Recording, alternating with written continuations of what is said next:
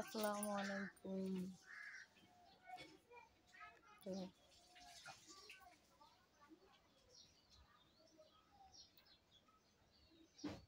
আমার বাজি আসতেছে বড়টা। কালকে রাত্রে কি করলো একটু মাথা আশ্রম নিয়ে মাথায় তেল লইয়া ওর আম্মুরে বলতেছে আমার মাথায় তেল দিয়ে দাও। ওর আম্মু বলতেছে দিমু তাহলে একটু ওয়েট কর। কথা কইতেছে আমার খালতো ভাইয়ের সাথে কথা বলতেছে। আমার খালতো ভাইয়ের ওর মার দেবর।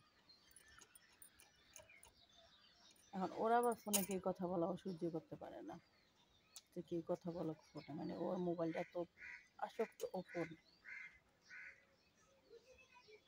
নিজে মাথায় তেল দিতেছে, ভালো কথা তেল দেয়। তেলের বোতল ওর মার আডুরে ভালাইছে। ওর মার আডুরে গেল গাছিল্লা। ওর মার জিদে দুই কথা বলতেছে।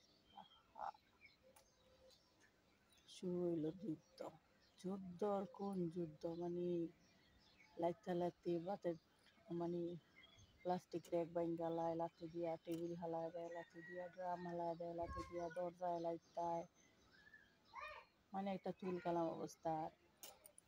ওরা তো একটু অসুস্থ মানুষ, ওরা যদি চেষ্টা যায় সামলানো খুবই মুশকিল। মানে এটা চেষ্টা তাহলে ওরে কন্ট্রোল করাটা এটা সাধ্যর বাইরে চলে যায়, এরকম একটা বিষয় দ্বারা।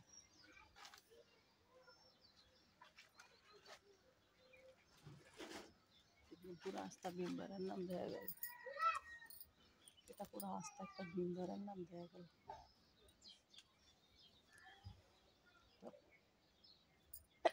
আলহামদুলিল্লাহ বিয়ে সাজ যদি ভবিষ্যতে দেয়, কোন বেড়াই নিয়ে এমন জিদ সামলায়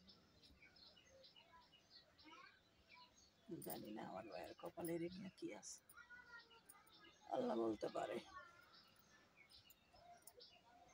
তো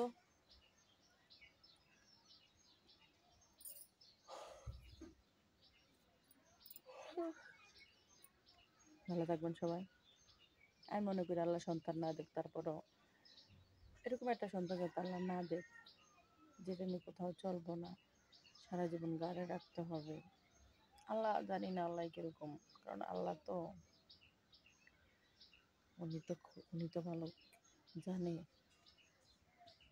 উনি তো যা করে উনি উত্তম সিদ্ধান্ত নিয়েই করে। আল্লাহর উপরে সিদ্ধান্ত ভালো, আল্লাহ কি করে যা করছে আলহামদুলিল্লাহ।